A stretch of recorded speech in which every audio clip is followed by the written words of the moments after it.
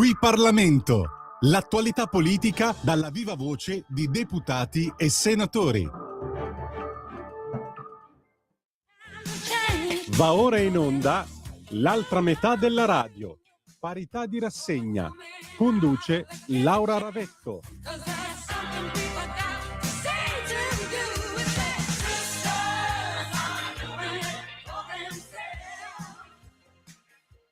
Buongiorno, a voi la linea. Grazie Natalia, amiche e amici miei, ma non dall'avventura, buon pomeriggio. Siete sulle magiche onde di Radio Libertà. Io sono Antonino Danna, lei è la padrona di casa, la nostra Laura Ravetto per l'altra metà della radio. Buon pomeriggio Laura, ben trovata. Buon pomeriggio, scusate a tutti il ritardo, ma noi avevamo in commissione perché si è deciso il calendario per la legge elettorale, quindi inizieremo le audizioni, quindi non riuscivo ad allontanarmi. Legge elettorale che non si sa quando e come vedrà la luce, però...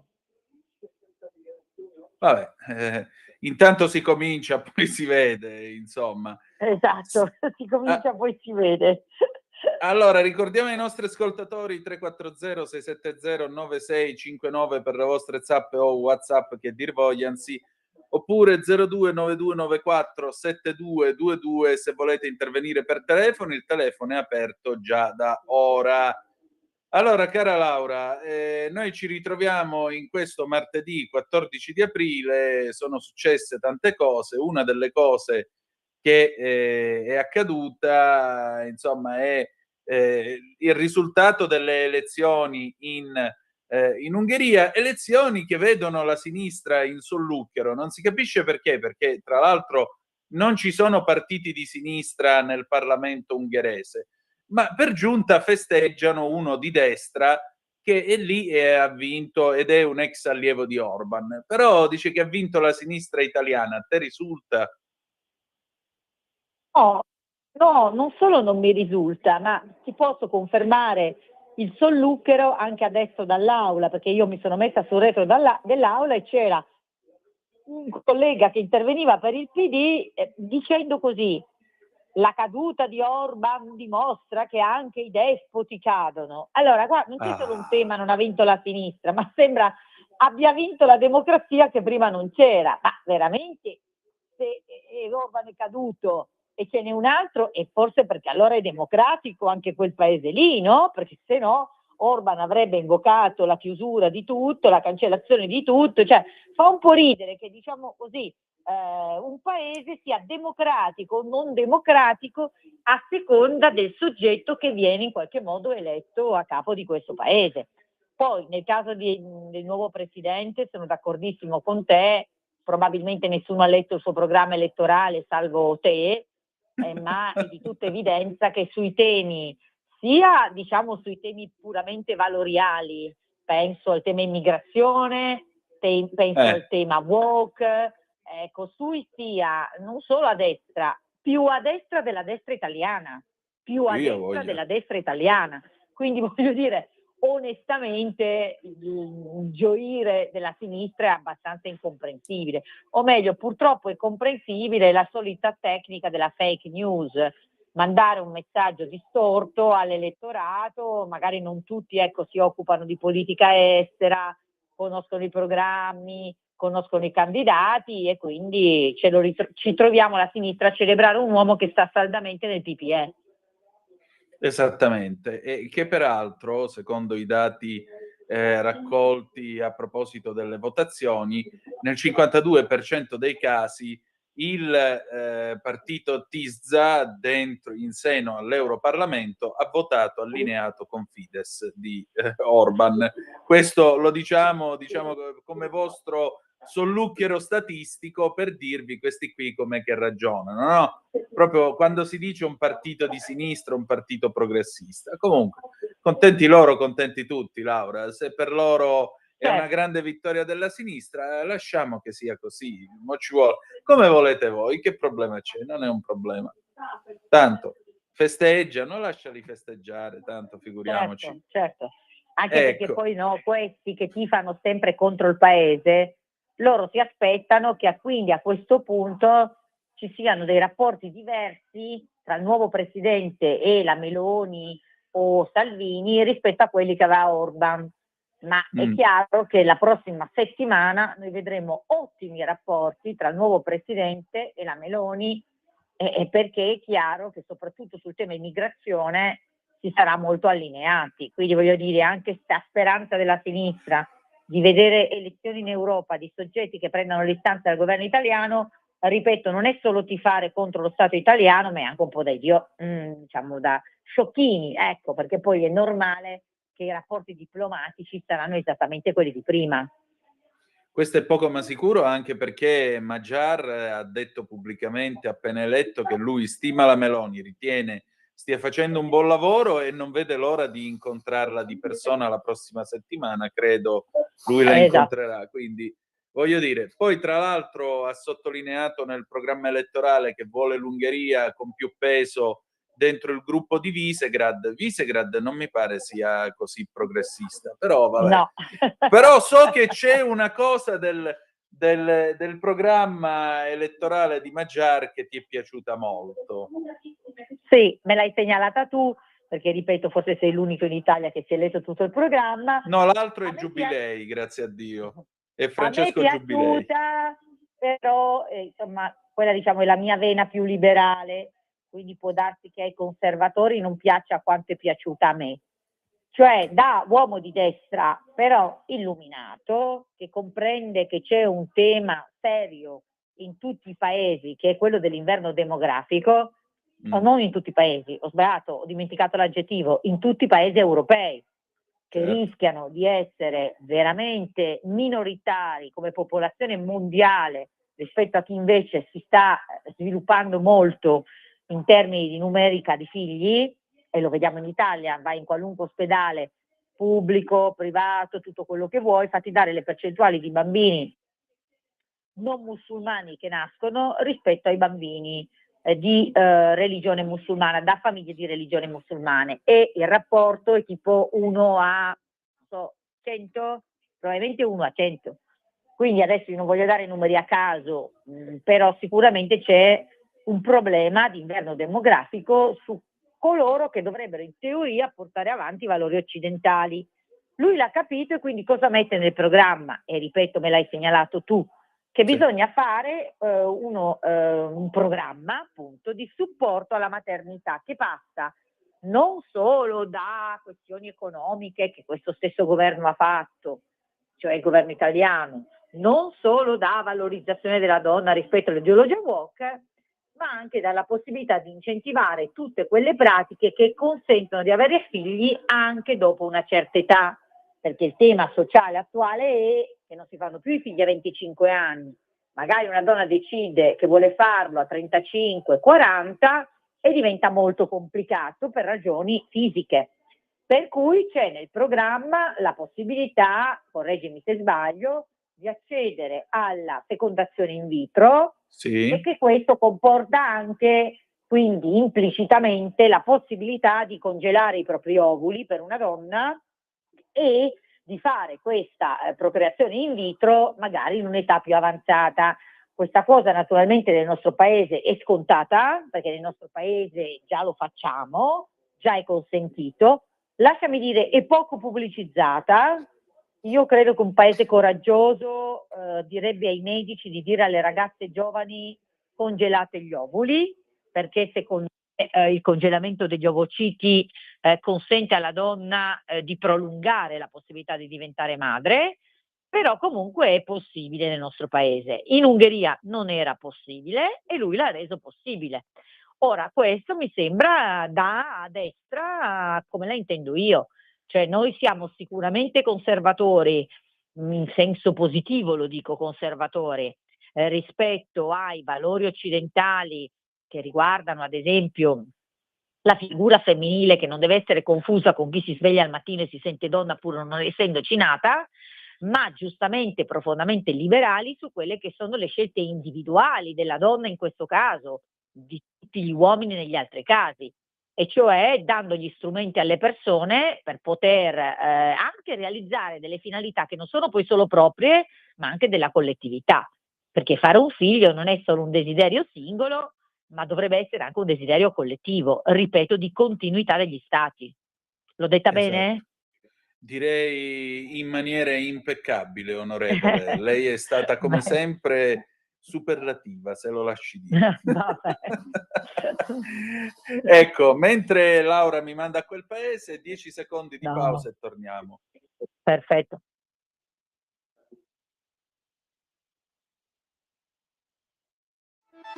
Stai ascoltando Radio Libertà, la tua voce libera, senza filtri né censure, la tua radio.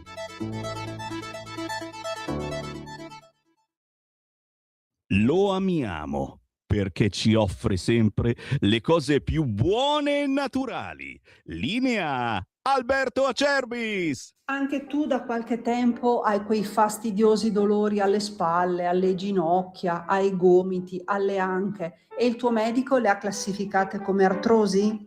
Aiutati attraverso ACEUC2. ACEUC2 è il nostro integratore alimentare a base di collagene nativo non denaturato di tipo 2, quello che aiuta le cartilagini a rigonfiarsi di collagene in modo che le articolazioni non si tocchino e non si sfreghino più. È un prodotto completamente naturale, stamattina in offerta speciale per voi. Chiamate subito 030 68 40 408. Vuoi provare il trattamento di 30 giorni? 35 euro. Vuoi provare il trattamento di 60 giorni? 60 euro. Vuoi provare il trattamento di 90 giorni? 79 euro. Ma se acquisti il trattamento di 4 mesi, 120 giorni di trattamento, un prezzo straordinario speciale per voi se chiamate subito lo 030 68 40 408, dite ho ascoltato Radio Libertà,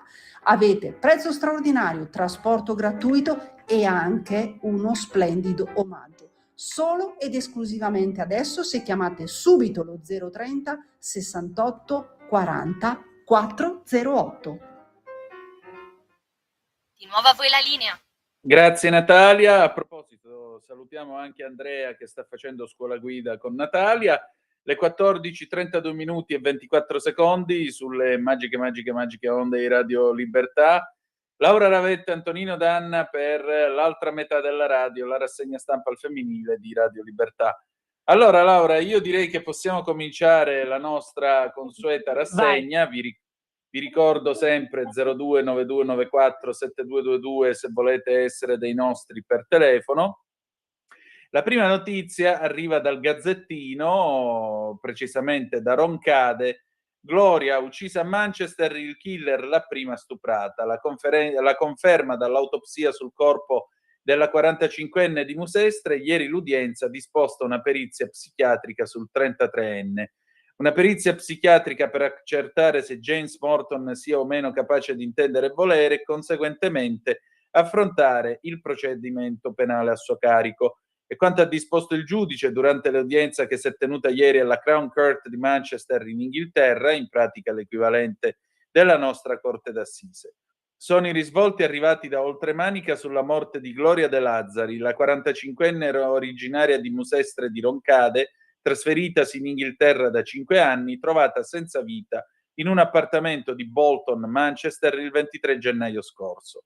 In carcere, con l'accusa di averla uccisa, c'è appunto il 33enne inglese James Morton, già condannato 10 anni fa per aver accidentalmente ucciso una sedicenne soffocandola durante un gioco sessuale. Anche nel caso di Gloria, l'autopsia e gli esami sul cadavere puntano a un'analoga direzione. La 45enne prima di Roncade è stata violentata prima di venire uccisa dal suo aguzzino. Una vittima scelta a caso, Gloria, picchiata e stuprata prima di venire strangolata. Ieri James Morton non è comparso in aula in presenza, ma si è collegato in videoconferenza dal carcere, dove si trova attualmente. Quella di ieri avrebbe dovuto essere la cosiddetta plea hearing, ossia un'udienza durante la quale, come previsto dal rito processuale inglese, il 33enne avrebbe dovuto dichiararsi innocente o colpevole del reato contestatogli. Ma così non è stato perché i difensori di Morton hanno sollevato un'eccezione, e cioè che il 33enne sia incapace di intendere e di volere e quindi non sia in grado di partecipare coscientemente a un processo. Però prima di sentire che cosa ne pensi, c'è al telefono la nostra Lisetta, Laura. Vai Lisetta. Pronto? Buongiorno a tutti e due, buongiorno. Ben trovata. Allora, io volevo parlare degli stereotipi, cioè sul lavoro e stipendi che ritornano e fanno male, secondo me, al futuro del paese. E la dottoressa Ravetto dovrebbe sapermi o dare una spiegazione. Allora, la partecipazione, secondo me, delle donne è aumentata, mi sembra, no, ma resta sotto la media europea. In Italia le politiche scarse e poco incisive. I congedi obbligatori dei padri sarebbero molto efficaci, secondo me, come la disponibilità di nidi e asili di buona qualità, diffusi nei territori. La difficoltà a cambiare deriva dai fattori culturali e ambientali, dico io. E allora, la ricerca ha dimostrato che la partecipazione delle donne al mercato del lavoro a pieno titolo e con libertà di progredire, dico io, per la produttività e lo sviluppo di un paese. Ma i dati statistici e politici di questi giorni, cioè il rapporto di genere, mi sembra INPS e bocciatura da parte del governo del congedo parentale obbligatorio per i padri, mostrano che l'Italia va in direzione contraria. E la situazione in Italia è il risultato della mancanza di politiche e di politiche scarse e poco incisive, piuttosto che di politiche che vanno in direzione contraria. E poi aggiungo anche che infatti mentre nei decenni precedenti mi sembra che la partecipazione femminile e natalità avevano una relazione negativa e nei paesi con poche donne al lavoro c'erano più bambini, negli ultimi anni, cioè la relazione ha cambiato segno ed è diventata positiva. Questo è un segnale, secondo me, del fatto che se più donne lavorano, più cresce il reddito della famiglia, naturalmente, e ci si può permettere più figli. E voglio terminare. I congedi dei padri obbligatori sono politiche molto efficaci, come la disponibilità di nidi e asili di buona qualità diffusi nei territori. Queste politiche fanno bene all'occupazione femminile, ma anche ai bambini stessi, secondo me, che crescono più vicini ai padri e con maggiori possibilità di socializzazione con i coetanei. E questo è molto importante. Sottoscrivo io. Io vi saluto tutti e due e buon fine settimana. Grazie. Laura. Sì, no, allora, io penso sia ingeneroso dire che le politiche di questo governo non sono state efficaci o vanno in direzione contraria, perché lo dicono i dati. Cioè abbiamo un record storico di impieghi femminili, mai un tasso di occupazione femminile così alto come con questo governo, quindi questo non è vero, non so dove Lisetta abbia tratto il dato, ma non è vero. Però sono d'accordo con Lisetta quando dice, però perché no ai congedi parentali paritari? Tant'è vero che in realtà noi li abbiamo fatti i congedi parentali, noi per primi di destra per il padre, grazie a un mio emendamento, a mia prima firma della Lega, che è stato il primo che ha dato l'avvio al congedo per i padri di una mensilità all'80%, poi è stato prorogato a 3 mesi. Ora, che cosa si chiede? Si chiede che sia veramente paritario, cioè che equivalga agli stessi mesi che hanno le donne. Allora, perché il governo e segnatamente il ministro Giorgetti dell'economia ha detto no? E faccio una chiosa. La sinistra, che non ha mai fatto niente sui congedi parentali, niente paritari, però ha detto è uno scandalo che questo governo non li voglia fare delle stesse mensilità della donna. E vabbè, grazie al cavolo. Quando siete stati al governo per 20 anni non avete fatto niente, adesso è facile dire così. Perché?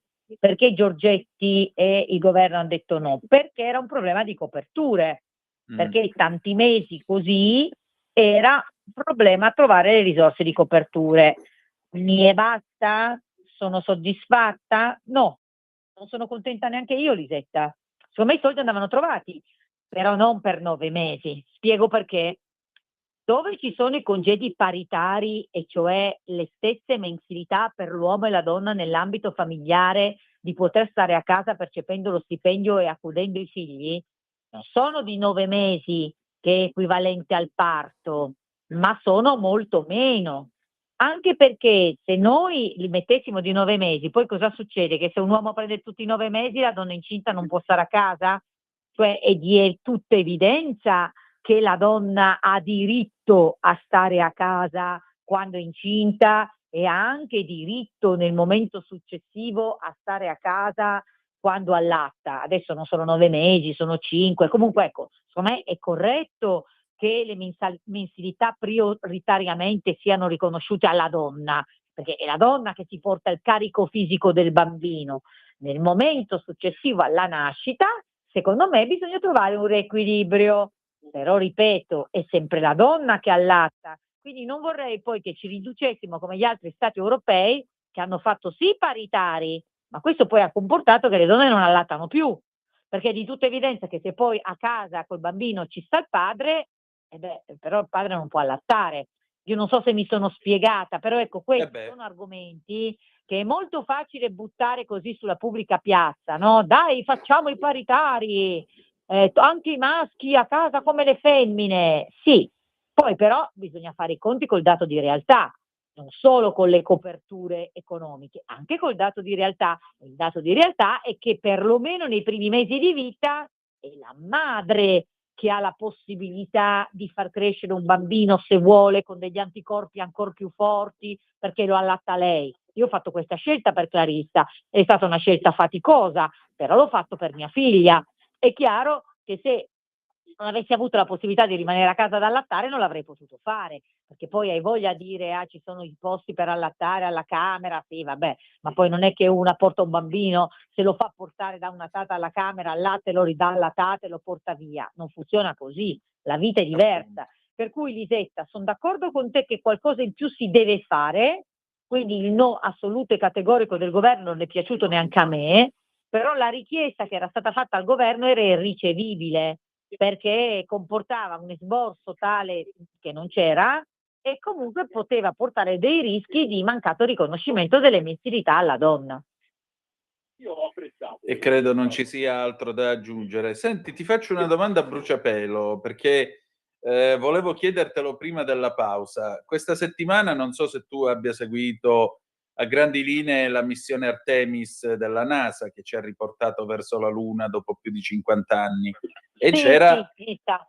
ecco, la prima donna, Christina Koch, questa scienziata, oltre che ingegnere, oltre che brava idraulica spaziale, sono le sue stesse Che parole. ha messo a posto i bagni, che ha messo a posto i bagni. Ecco, ma tra l'altro sul suo Instagram c'è una foto di qualche anno fa mentre mette a posto il lavandino dei suoi giù in America, quindi come vedi ce l'ha proprio per abitudine. Ma secondo te, allora, a parte il fatto che io penso che abbiamo perso una grande occasione in questo paese per fare un po' di cultura, anche per avere un'intervista con questi astronauti che hanno parlato con BBC, ABC, CBS, la Rai avrebbe potuto fare uno speciale in collegamento con loro e pazienza, pago il canone per vedere invece lo psicodramma della nazionale di calcio.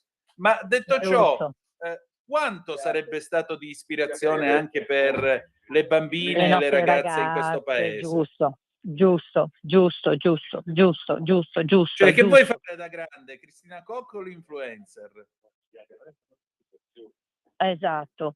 No, io sono d'accordo con te e non ci avevo pensato, perché lei racchiude un po' tutte le come posso dire, leva un po' tutti gli stereotipi, perché, diciamo lo stereotipo dell'uomo astronauta è già stato superato, no, noi abbiamo la nostra Cristoforetti, però lo stereotipo anche della donna idraulico, dell'uomo idraulico, del solo uomo che è più concreto, che risolve le cose meccaniche, c'è ancora. Invece Come lei no? proprio è super astronauta, super scienziata e guarda te, sta pure sbloccato il problema concreto che i maschi non erano in grado di sbloccare, no? È fantastico, è super ispirante, quindi sono d'accordo con te. Andava fatto, andava dato spazio. Purtroppo io, dai, fammi fare sempre la nota finale. Io sono responsabile del dipartimento di un bellissimo partito, ma non ho la forza che può avere un ministro di governo. E quindi è normale che se io fossi ministro e avessi un consigliere come te, probabilmente avrei cercato il modo di poterla intervistare, sì.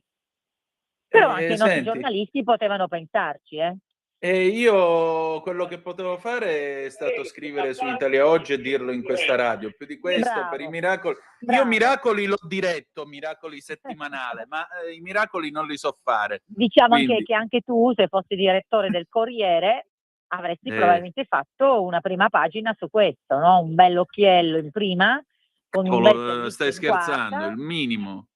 Vabbè, dai, andiamo Vabbè. avanti, un giorno chi lo sa.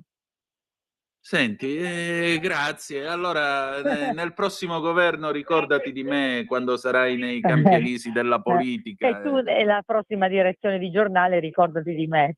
Sì, come no, proprio a me la daranno, guarda, proprio il Corriere mi daranno, credimi, proprio a me lo danno. Va bene, senti Laura, sì, guarda, veramente è una cosa che mi ha dato molto fastidio, perché voglio dire, se io andassi in moda Clarisse e le dicessi che cosa vuoi fare da grande, dopo averle fatto vedere la Coc, voglio vedere che cosa mi risponderebbe lei. Appunto. E così qualunque bambina, qualunque ragazzina, se non si sentirebbe ispirata da una figura come lei, voglio dire. Certo. Quindi, a riprova del fatto che poi tra l'altro posso dire una cosa, io ricordo in passato quelli che dicevano ma la pilota dell'aereo è una donna, qua e là. Io ho sempre trovato le donne in compiti di direzione, comando, di apparecchiature complesse molto più precise e molto più puntuali di un uomo.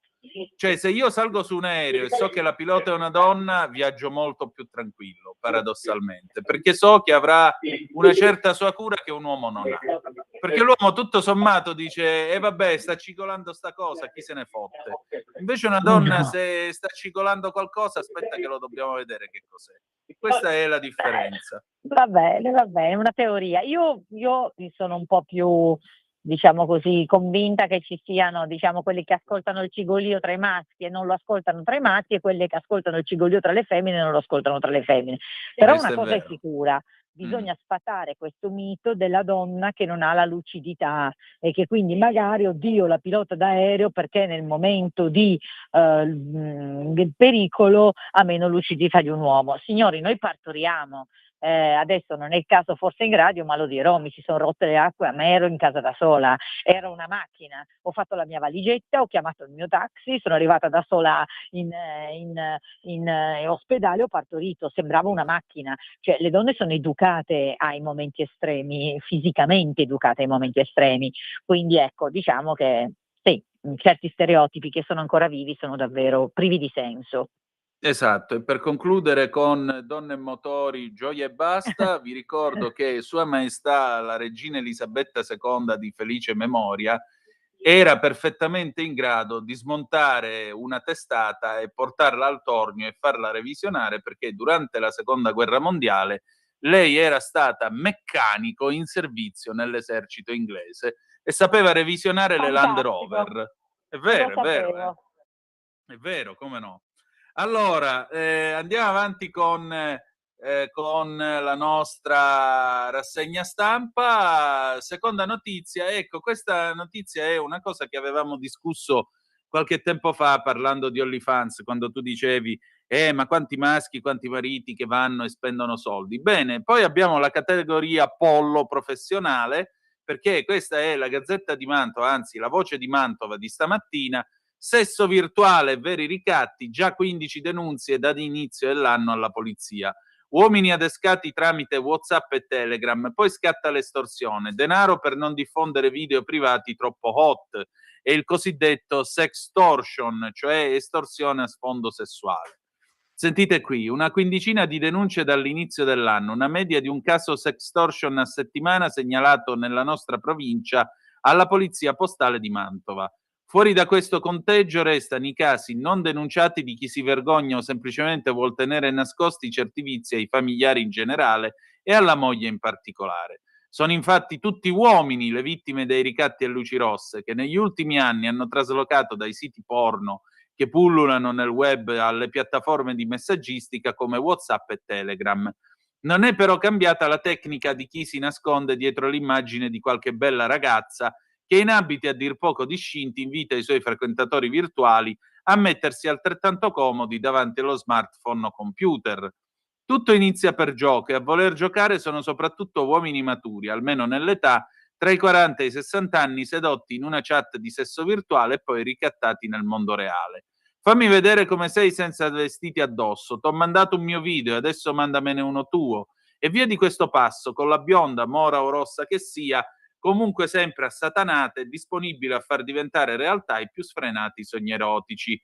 Ma il gioco finisce presto e la ragazza dello smartphone accanto presenta il conto. Soldi o criptovaluta, meglio ancora, da versare su conto estero per non diffondere il video compromettente del 40-60enne arrapato di turno a tutti i suoi contatti. E tra i contatti ci sono familiari, amici, colleghi, clienti, il mondo intero.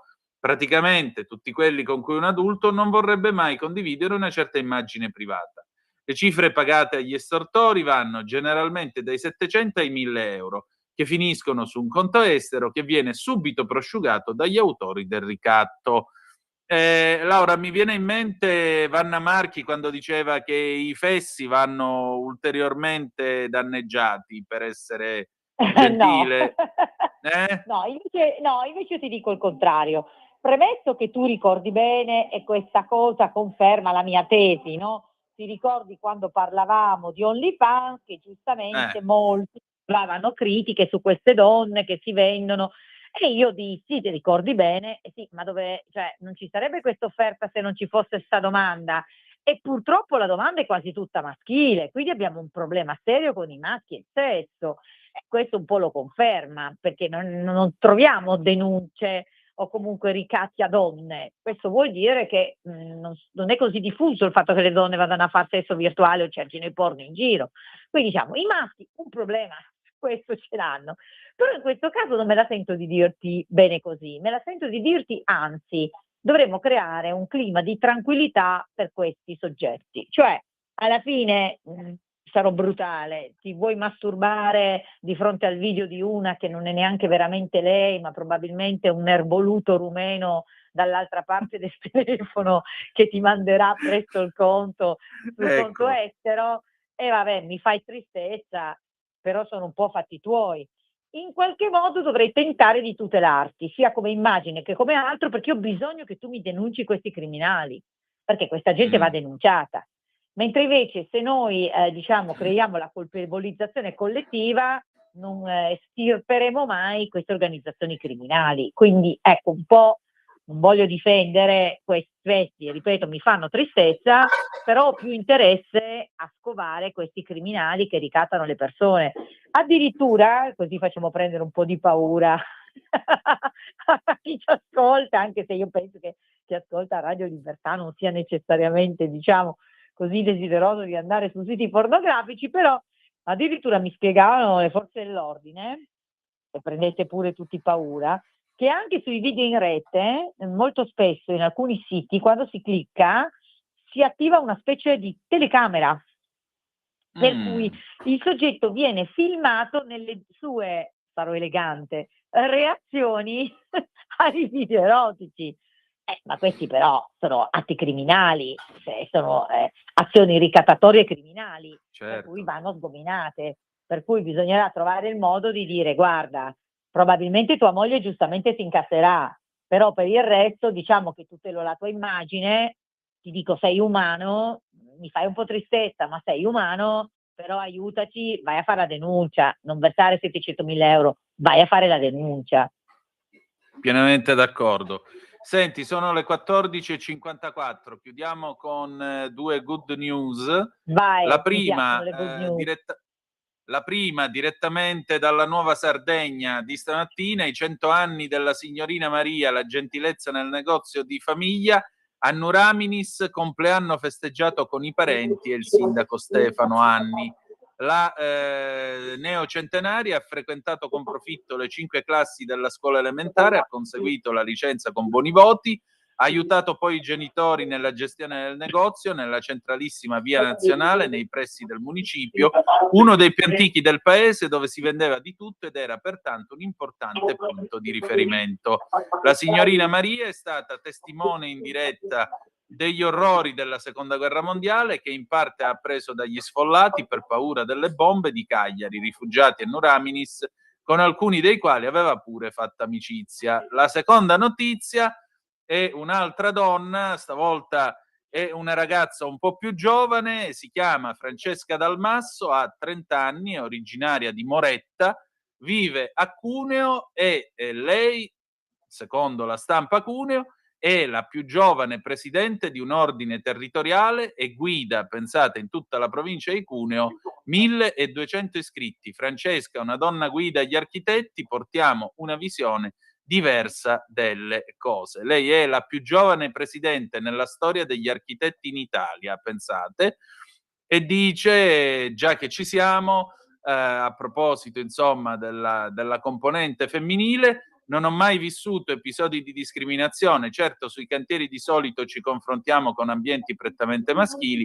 ma ho sempre ricevuto il massimo rispetto. Nel nuovo Consiglio 3 cariche importanti sono ricoperte da donne, una consigliera interna, Silvana Pellerino, si è candidata alle elezioni del Consiglio nazionale.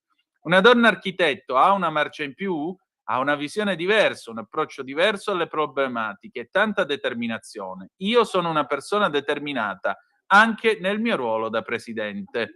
E quindi tanti cari auguri, insomma, la prima e la più giovane presidentessa dell'Ordine degli Architetti in Italia è una ragazza di 30 anni della Granda. Insomma, mi fa piacere concludere con queste due good news. Il primo è che giuro che non obbligo Antonino Danna ad andare a vedere la rassegna di Cuneo ogni settimana solo perché sono nata a Cuneo, ma è vero, una casualità. No, io la leggevo ben prima di conoscerti, perché molto semplicemente io faccio spesso le vacanze nelle Langhe, non è un mistero. Buon gustaio. E la seconda è che questa bravissima architetto si lascia chiamare architetto e non ce l'aveva con l'architetta. Ecco, anche perché 2 iscritte all'ordine degli architetti di sesso femminile, chiamarle architette francamente mi suona così ridicolo. Appunto, Va bene. Vette altissime. Va bene. Allora, va bene, è stata una puntata frizzante. Ci salutiamo e ci vediamo martedì prossimo. Anzi, ci sentiamo martedì prossimo. Molto volentieri, mia cara. Grazie a tutti. Ci salutiamo con David Bowie, Space Oddity del 1972. Appuntamento alle 18:15 con Zoom. Grazie per essere stati con noi. A più tardi.